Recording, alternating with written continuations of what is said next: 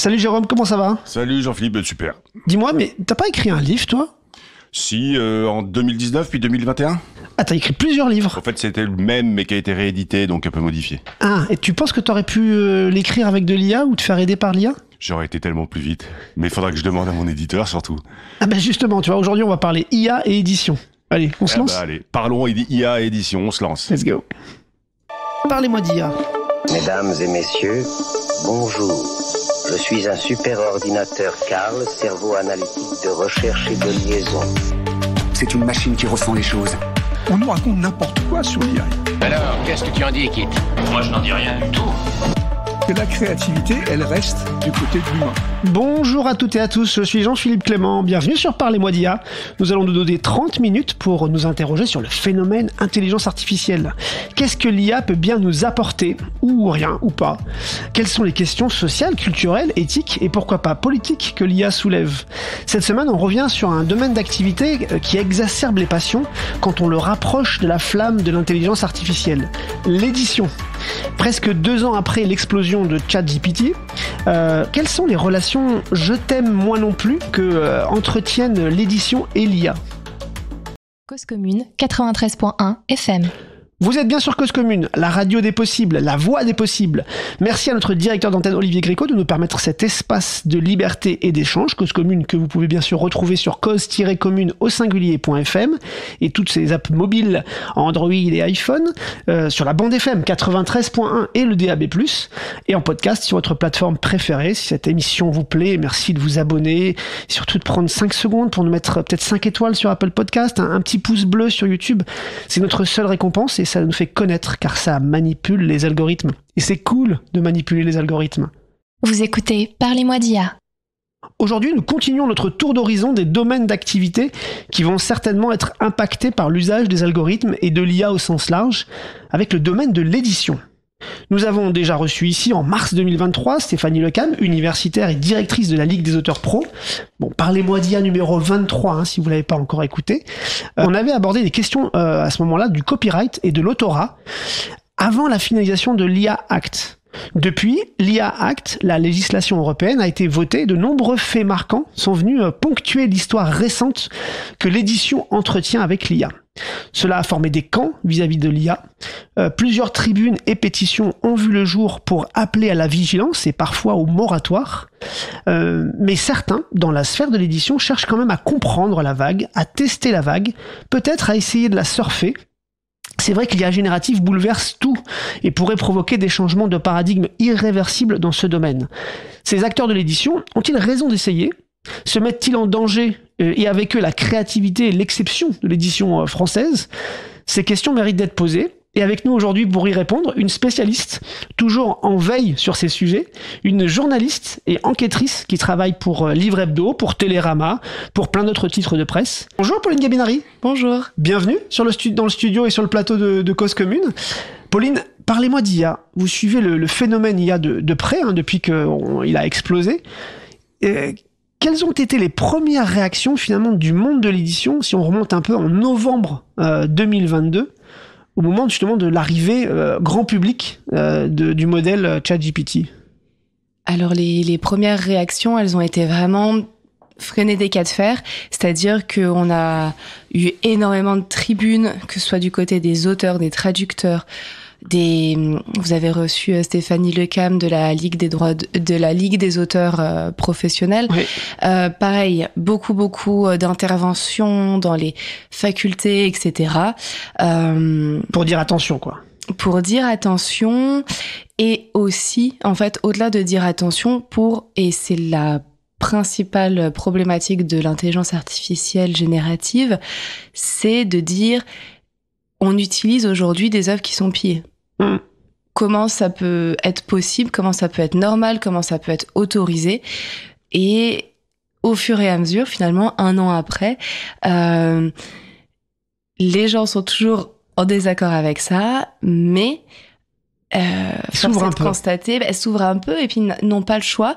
Par exemple, fait assez rigolo, il y a une des une des écoles de formation de journalisme, le CFPJ, qui est une école privée, qui propose cette année notamment un cours pour l'aide à l'écriture journalistique avec l'intelligence artificielle.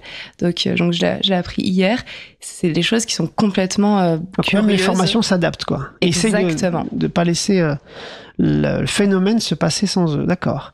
Et du coup, quand on regarde, donc vous écrivez beaucoup sur le sujet, notamment sur Livre Hebdo, et vous relatiez en fait ce premier fait marquant de la fin 2022, donc qui est juste au début du phénomène. Alors pas sur le texte, mais plutôt sur le côté génération d'images. Et vous relatiez ce fait de la maison d'édition Michel Lafon, qui avait produit une couverture. Est-ce que vous pouvez nous raconter comment ils ont fait, comment ça a été vécu par le domaine, par la sphère? Oui, et en fait, donc ce qui a été assez particulier avec cette génération d'images, mais ça a été le cas après avec d'autres images. Donc c'est qu'on a utilisé un autre logiciel qui est hyper connu, Midjourney. Et plutôt que de faire appel à quelqu'un qui crée des couvertures, ils ont demandé en mettant ce qu'on appelle un prompt. J'imagine que vous en parlez ici. On en parle un petit peu. Pour générer cette image, mais ils ne l'ont pas assumé. Donc ça, c'est quand même quelque chose qui est particulier et quelque chose qui est une des principales différences en fait avec aujourd'hui, c'est qu'il y a un an, on faisait les choses sans les assumer. Il y a eu aussi exactement cette couverture. Alors je crois que c'était un hors-série du Monde sur les Vikings, qui avait été généré par une intelligence artificielle qui était truffée d'erreurs. Et pareil, c'était vraiment pas du tout assumé. Et donc maintenant, ça a été repéré et ça a été un petit peu dénoncé, quoi. Exactement. Et maintenant, il y a au contraire des éditeurs qui vont l'assumer. Fayard, notamment, qui a lancé sa collection, de bandes dessinées. Oui. Où ils ont fait la promo sur le fait que c'est dessiné par une IA. Dessiné. Oui, généré. Qui a une partie de leur production qui peut être générée par les IA. Est-ce que finalement il n'y a pas trois camps? Il y a les contre, complètement contre. Il y a les pros, mais alors ceux-là, ils se cachent un peu, pour le coup. Ils font des choses, mais ils le disent pas.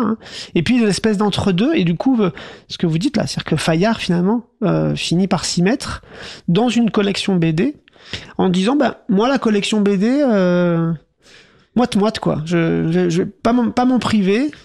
Alors, je dirais que ce qu'ils ont fait, mais on le retrouve un petit peu moins ces derniers temps, c'est qu'ils ont utilisé l'intelligence artificielle comme un outil marketing. Je pense aussi à cet ouvrage écrit par Raphaël Dohan et Si Rome n'avait pas chuté, qui, pareil, en fait, il y a eu un moment où l'intelligence artificielle était assez nouvelle pour faire un peu de hype avec le... Exactement. Maintenant, c'est plus possible parce que tout le monde sait ce que c'est et tout le monde sait comment ça marche. Et donc aujourd'hui, il faut assumer une production qui n'est pas du tout mise en avant du point de vue de l'IA et de l'originalité de l'IA sur le produit qui est mis en avant. Ça pose quand même donc beaucoup de problèmes aujourd'hui avec les illustrateurs.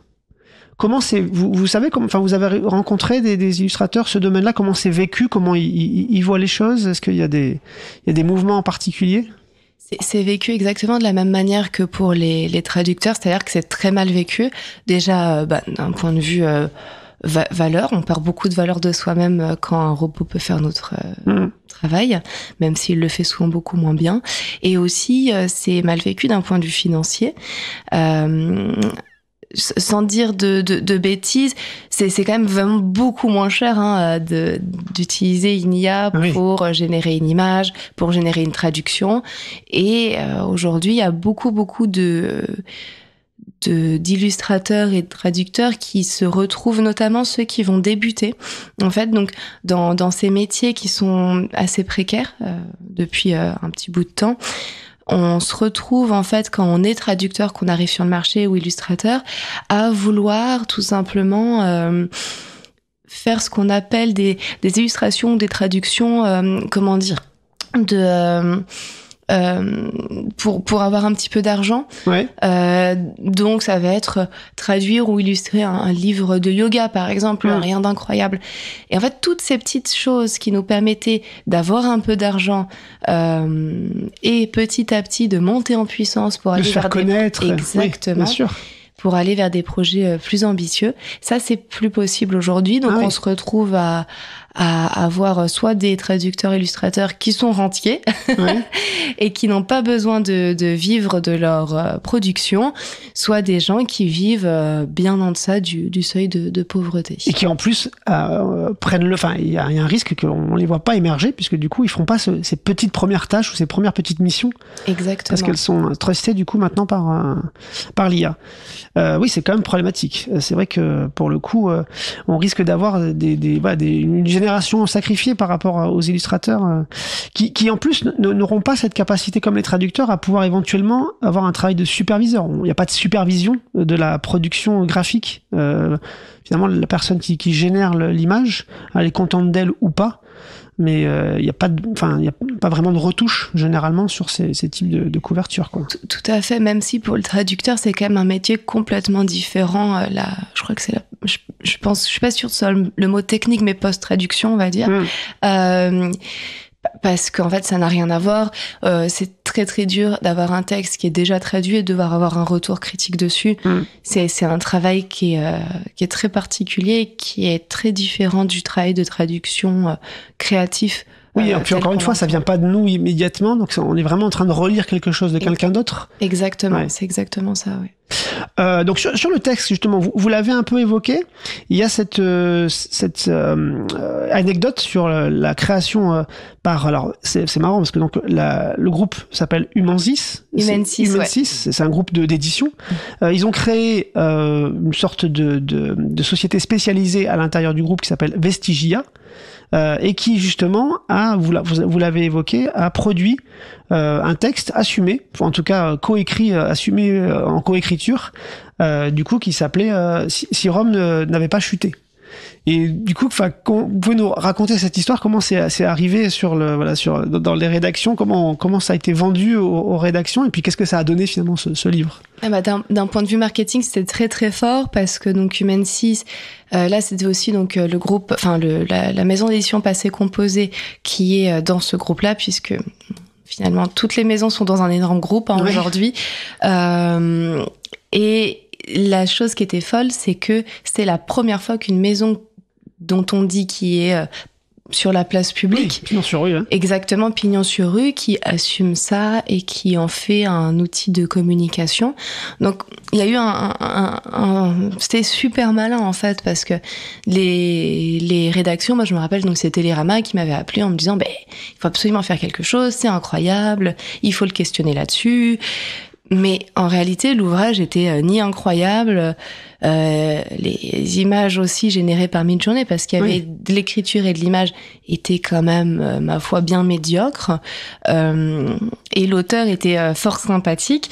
Mais au-delà du côté fun et insolite, je suis pas sûre que l'ouvrage avait tant de plus. Ça s'est vendu. Plus-value. Ça s'est vendu. Ça s'est vendu, mais pas si bien, finalement. Vous connaissez les chiffres, du coup? Il me semble que c'est 5000 exemplaires, un petit peu moins, peut-être. Ouais. En tout cas, sur GFK, qui est le site qui génère un petit peu, qui regarde un petit peu le nombre de ventes.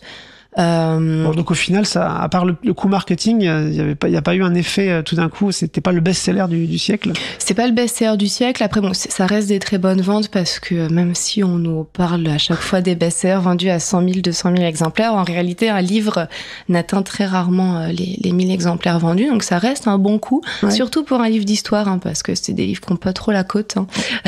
Il y a aussi cette histoire du Goncourt, enfin de l'équivalent Goncourt japonais. Donc là, on imagine que du coup, ça a été plus vendeur. Oui, alors donc sur le prix, c'est le prix Akutagana. Désolée, j'imagine que je n'ai pas la bonne prononciation. Je ne peux pas vous aider. C'est quelque chose qui s'est passé il y a quelque temps et qui a été qui a affolé un petit peu la sphère culturelle, qui ne s'est pas reproduit en France bien évidemment, mais donc une autrice, Rikudan, qui écrit un livre qui s'appelle Tokyo Dojo, il me semble. Et donc, une fois qu'elle a eu le prix, elle assume, elle dit, voilà, 5% de mon livre ont été écrits par ChatGPT. Ah, après coup. Après coup. D'accord. Mais, face aux médias un petit peu insistants, elle dit, ouh là là, non, mais moi, je vous arrête tout de suite. Si c'était à refaire, je le referais. Et d'ailleurs, je l'utiliserai plus pour mes prochains livres. Donc, on est dans quelque chose qui est complètement assumé. Elle réassume derrière. Ça a créé de la peur en France parce que une des questions qui revient le plus souvent, c'est est-ce que le prochain concours sera écrit par une IA ? Mais en réalité, ce qui est dommage, c'est que ça couvre le réel problème qui est, comme je le disais tout à l'heure, le piège des données. Parce que la réalité de l'écriture créative est intéressante, mais c'est pas ça en fait le vrai enjeu. Le vrai enjeu, c'est qu'aujourd'hui des auteurs sont pillés dans leur œuvre intellectuelle. Parce qu'ils servent de source. Ils servent à de l'entraînement source. des modèles. Exactement. Avec donc il y a plusieurs entreprises qui ont des IAG qui ont utilisé et qui ont assumé ça. Comment je pourrais dire, des corpus de textes qui sont pillés, qui sont piratés. Il n'y a pas de débat là-dessus. Et aujourd'hui, les auteurs ne sont pas rémunérés. C'est quelque chose qui est le plus gros problème, selon moi, aujourd'hui. On reviendra juste après la pause musicale que je vais vous proposer maintenant, justement, sur c'est quoi les manières de réagir pour le monde de l'édition face à ce pillage, et est-ce qu'il y a un peu des deals potentiels à imaginer entre le monde de l'IA et le monde de l'édition. Donc, merci pour ces premiers partages de première partie d'émission. Alors, pour la pause musicale, ce qui est bien avec les algorithmes, c'est qu'ils comprennent assez vite que ce que vous recherchez. Et moi, sur YouTube, en fait, il a bien compris l'algorithme que je cherchais à découvrir des nouveaux talents. Et je vous propose aujourd'hui un nouveau talent découvert sur YouTube. C'est le groupe Sanaza. Sanaza, il chante No Horizon. Alors j'espère que c'est pas l'horizon de l'édition, dans une captation qui est légèrement aléatoire mais qui est rigolote quand même, très récente, septembre 2024, durant le tremplin première scène à la Maison Populaire de Montreuil.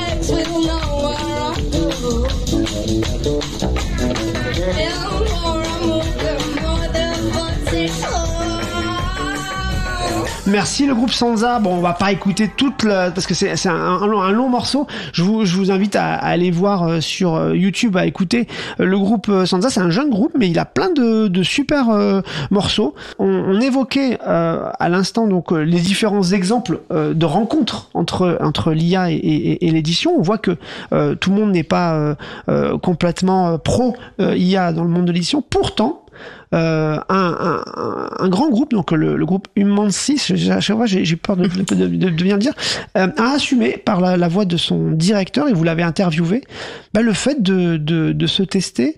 Comment ils abordent cette question-là chez Humansis ?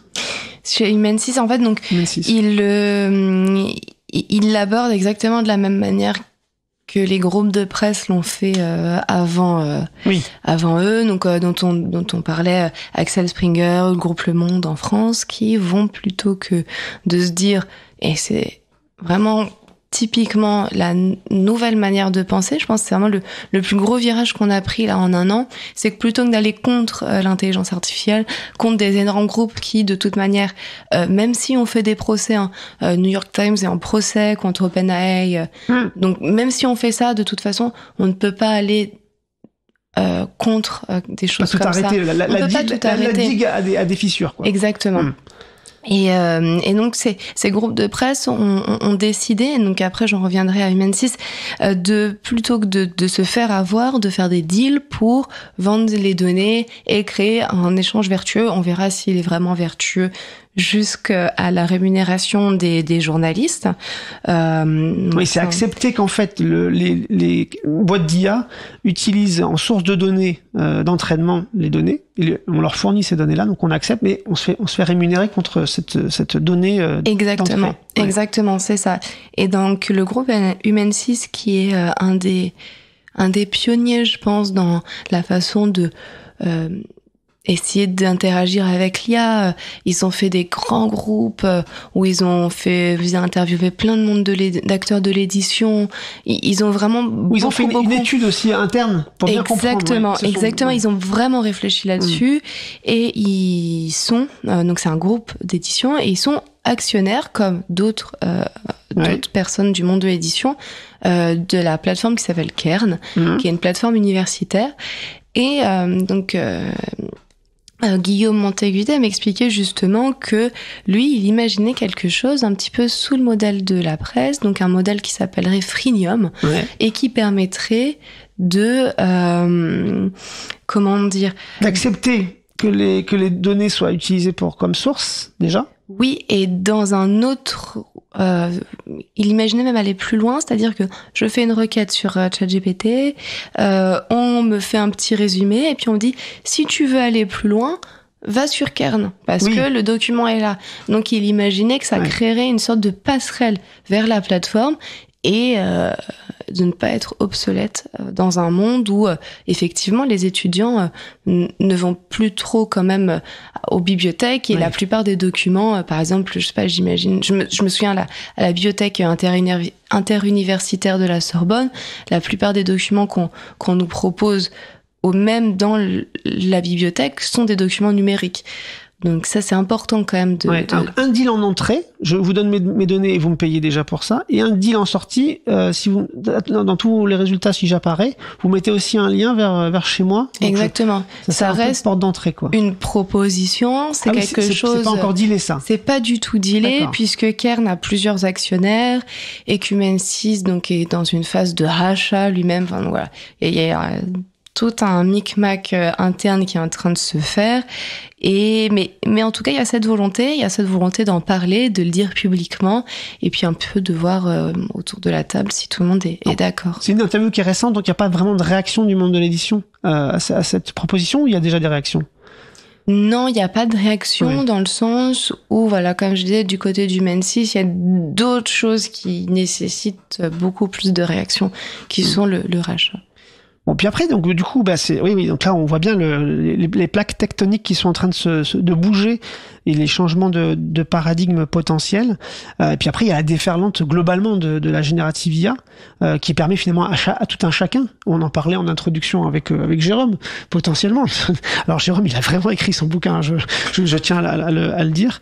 Mais du coup, il y a plein de gens qui se mettent à écrire des bouquins. En fait, notamment dans des domaines, voilà, vie pratique, bien-être.